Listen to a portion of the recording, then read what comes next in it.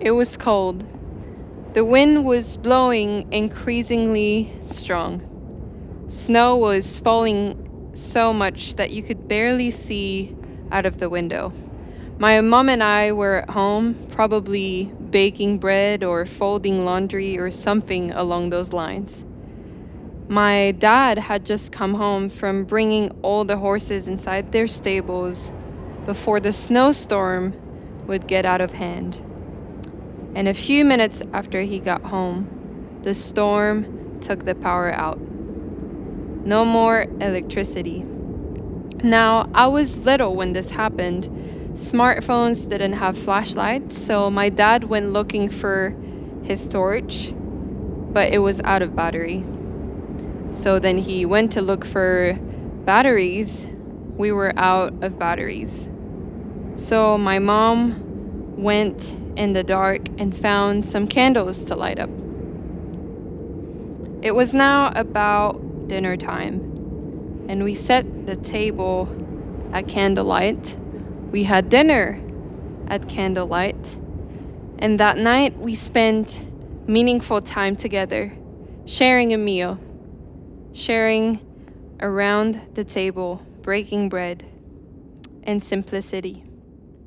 And so this morning, to start our Living Our Mission series, I want to talk about caring for people, ways that we can bring light, that we can set the table for others and humble ourselves to make room for all to join. If you're looking for a title, this is it.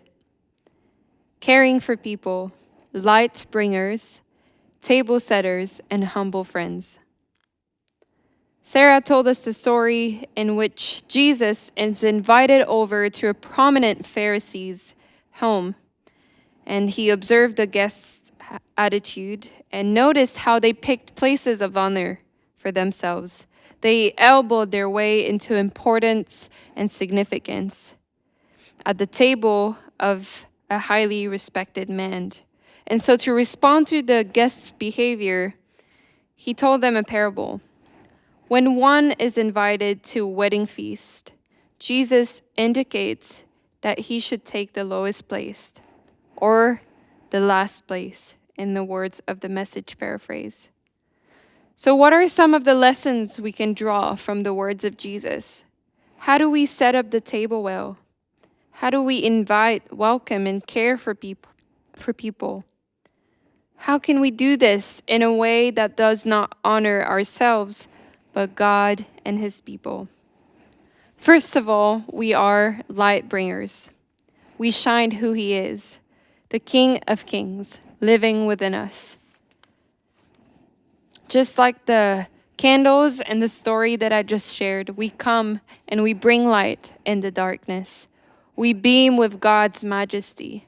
We glow his grace, his joy, and we decide to shine and to meet the needs of those around us. Just like the candles, we are here to light up a situation. When the power shuts down, when hope doesn't seem to be an option, we shine the light of Jesus. In the words found in the Gospel of Matthew, here is another way to put it. You are here to bring light, to be light, bringing out the God colors in the world. God is not a secret to be kept. We're going public with this, as public as a city on a hill. If I make you light bearers, you don't think I'm going to hide you under a bucket, do you?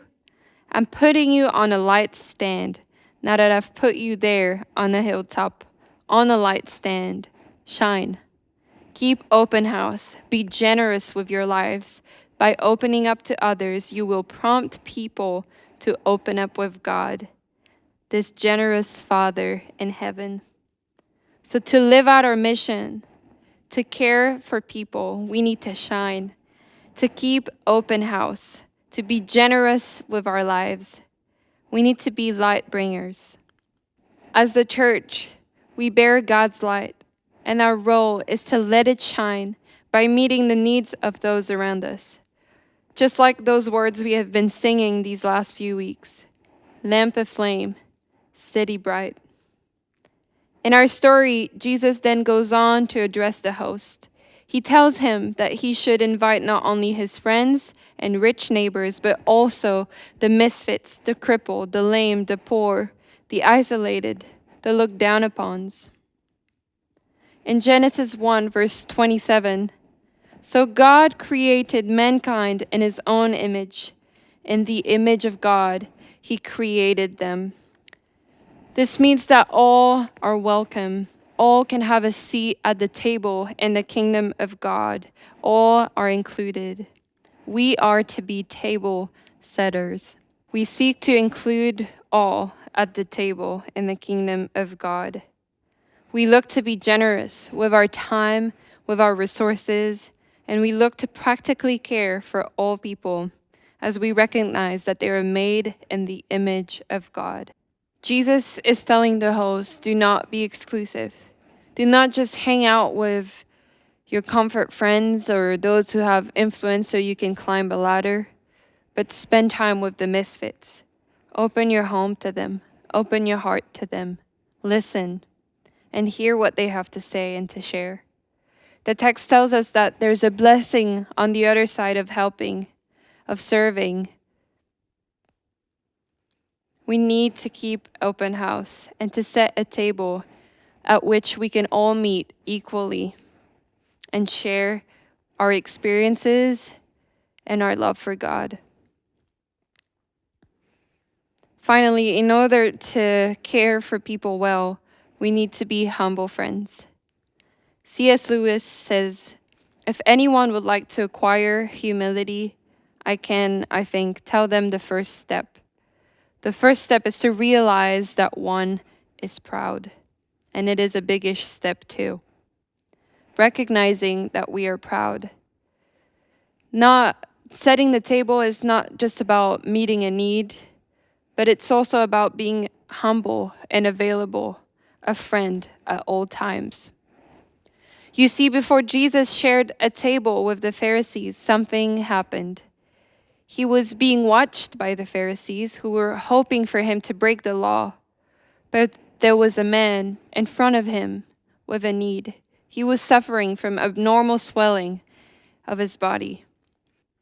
Jesus asked the experts of the law, is it lawful to heal on the Sabbath or not? And they remained silent. He then went on to ask the Pharisees another question after he healed the man. Is there anyone here who, if a child or animal fell down a well, wouldn't rush to pull him out immediately, not asking whether or not it was the Sabbath? The Pharisees were stumped. There was nothing they could say to that. Jesus called something in them that wasn't quite right, their pride. They thought they knew better because of their expertise of the law, their knowledge of the scriptures. They thought that Jesus was wrong and that they were right. You see, we are all prideful in some ways. Maybe we don't like to be interrupted. Maybe we aren't available because we're precious about our time and our Netflix shows. Maybe we reach for the places of honor first. Maybe we only hang out with our friends, with rich neighbors or people who can help us climb the ladder. Maybe we refuse to listen to other people's opinions and backgrounds and cultures and experiences. Maybe we are more concerned about our own agenda. Maybe we are too busy to care for others. Or maybe our priorities are a bit out of place. All of these things can contribute to pridefulness. And I don't know about you, but I don't want to be proud. I want to be humble, a humble friend to those who surround me. Now, I'm not saying that humility means not caring for yourself at all and giving up all your time for others. No, but in recognizing that you are prideful, that I am prideful, and that we often choose ourselves first, we choose humility. Imagine this. Imagine if we sought to understand. Imagine if we listened a bit more. Imagine if we were a bit more present. Imagine if we were light bringers. Imagine if we set tables with a variety of people, close friends, acquaintances, maybe even strangers. I wonder the difference we would make if we chose to love our neighbors as much as we love ourselves.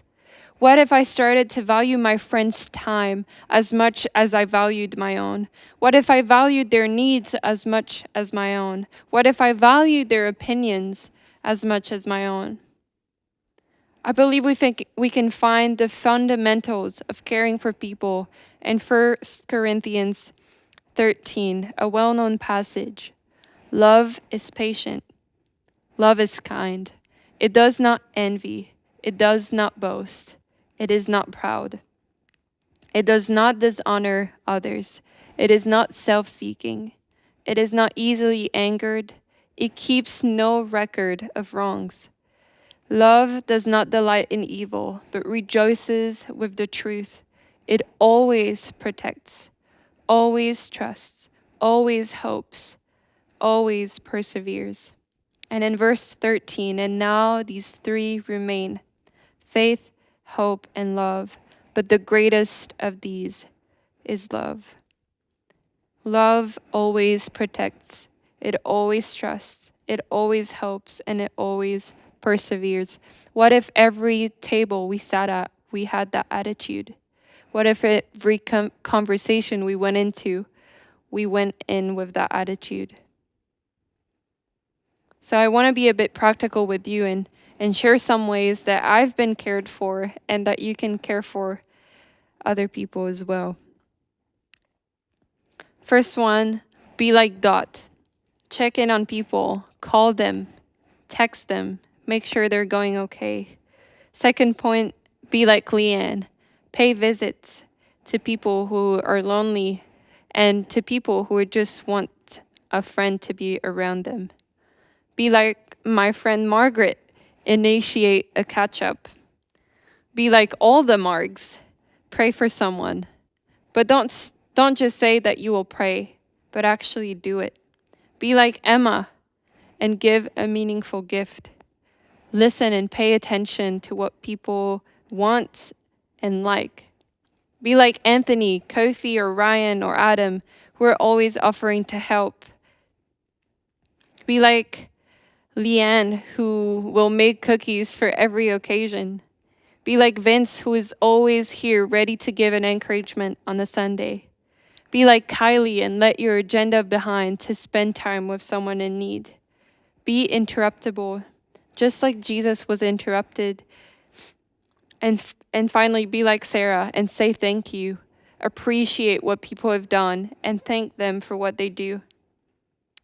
So like Anne shared last week, as ordinary people, as light bringers at table setters, we have an opportunity to do good, and God prompts us. But when he does, will we obey or will we stand in his way? My prayer and hope is that we would obey. We're going to sing this song called For the One. It says this: help me to love with open arms like you do. A love that erases all the lines and sees the truth. Oh, that when they look in my eyes, they would see you. Even in just a smile, they would feel the Father's love. So as we listen to these words, I want you to reflect on how we can be light bringers, table setters, and humble friends to those around us.